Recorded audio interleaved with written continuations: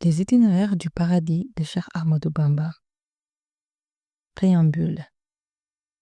Au nom d'Allah le Clément, le Miséricordieux.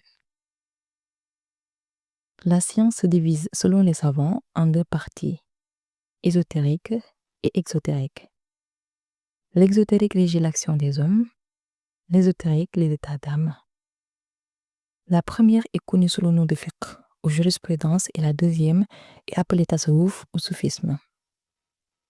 Puis il est obligatoire à l'homme de commencer par le fiqh avant d'aborder le soufisme. Quiconque omet le fiqh périt ici-bas par le jugement des docteurs de la loi. Celui qui omet la deuxième périra demain par le jugement du Seigneur très haut. Il est donc obligatoire pour tous les adorateurs de les allier afin d'obtenir la récompense promise. Celui qui applique le fiqh et fait fi du soufisme est en vérité un vicié aux yeux d'Allah. Il faut le savoir. Celui qui fait l'inverse est un zindiq, affirme-t-on. Celui qui arrive à réunir les deux, fiqh et tasawwuf, est un bon modèle. Il faut suivre son exemple. Cette affirmation a été faite par le grand imam Malik, qu'Allah lui fasse miséricorde et lui accorde son agrément. Sache que la science et l'action constituent les deux moyens pour atteindre le bonheur éternel. Oui, tourne tes efforts vers ces deux principes en te débarrassant de tous les défauts, restant dans la pureté la plus absolue. Sois sincère dans chacun de ces deux principes, exclusivement pour Allah.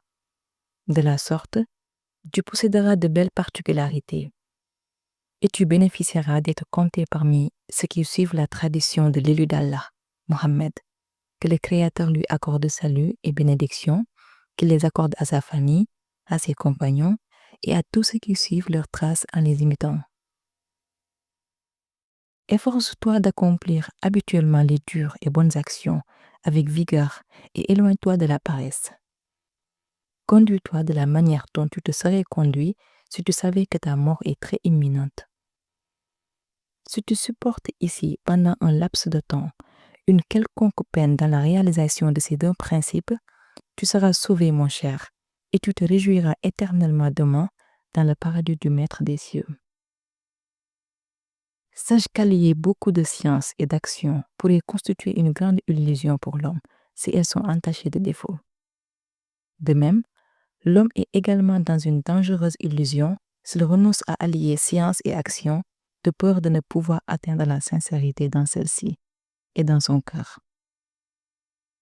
L'ajournement du repentir par crainte de récidive constitue un piège tendu à l'homme par Satan le rebelle. Sache, frère, que la science est mieux que l'action, étant son fondement. Heureux est celui qui l'a acquise. Mais cette science ne peut porter de fruits qu'avec l'application par la pratique. Essaie donc de réunir les deux, science et action. Un peu de bonne action fondée sur la science a plus de récompenses sans doute que beaucoup d'actions avec ignorance. La seule science utile est celle que la personne a apprise et enseignée exclusivement pour l'amour d'Allah, le Très-Haut. Mais non celle qu'elle a apprise pour les disputes et controverses, pour la gloire et le prestige ou autre vanité. Non plus celle apprise pour des objectifs purement mondains, tels l'amour de l'autorité et l'accession à de hautes charges.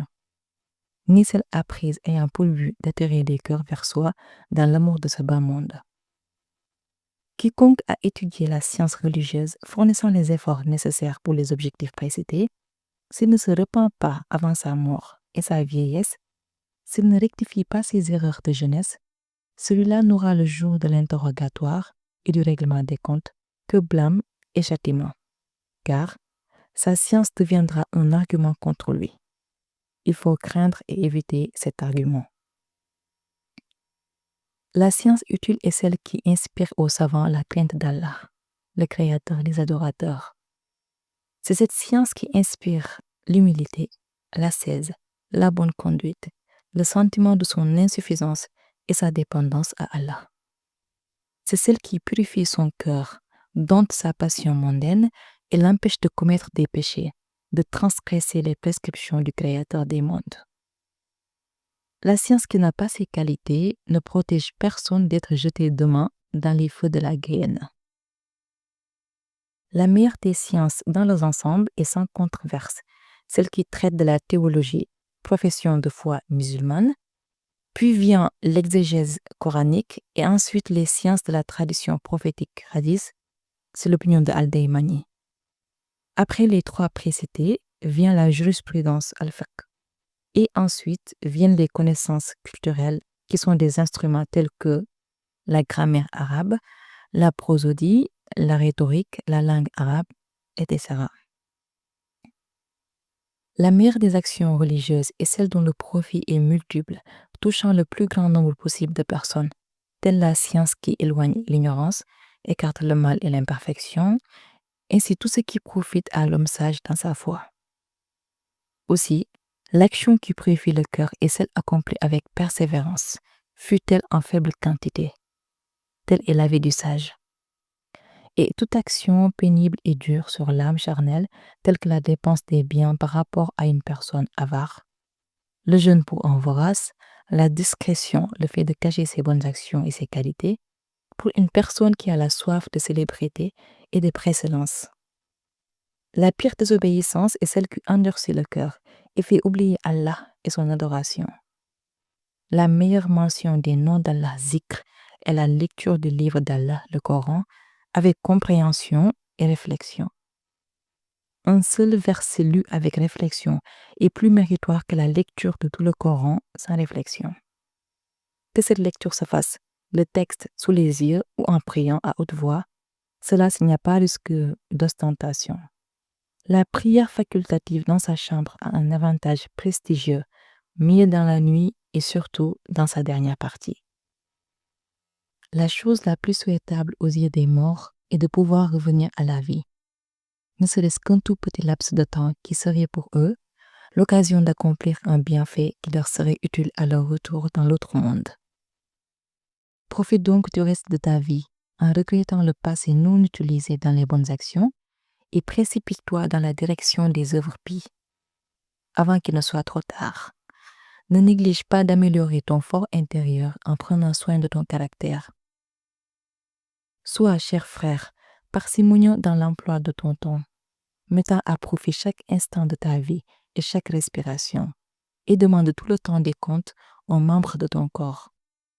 Sachant que le temps même d'une respiration humaine vaut une pierre précieuse sans égale, un trésor avec lequel on peut acheter un bien infini.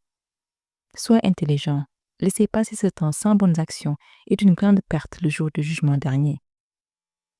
Si par malheur tu le passes dans la désobéissance, voilà la plus grande catastrophe. C'est un dommage irréparable.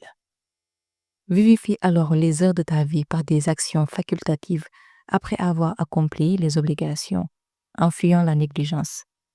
Par les jeûnes et les répétitions des noms saints d'Allah, par la méditation avec persévérance, par l'aumône, par les dépenses au profit des nécessiteux, tout exclusivement pour l'amour d'Allah, notre Maître.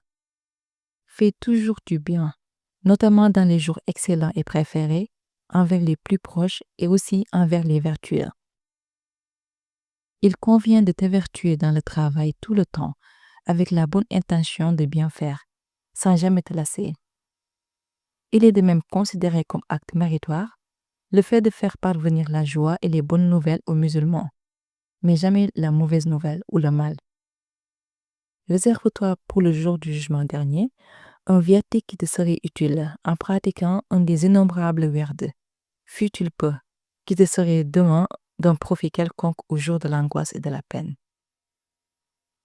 Il faut s'efforcer de faire les bonnes actions avec sincérité et discrétion, hors du regard des gens. Tu seras ainsi félicité et loué le jour de la rétribution. Car la plupart des actions exhibées n'ont relativement pas assez de mérite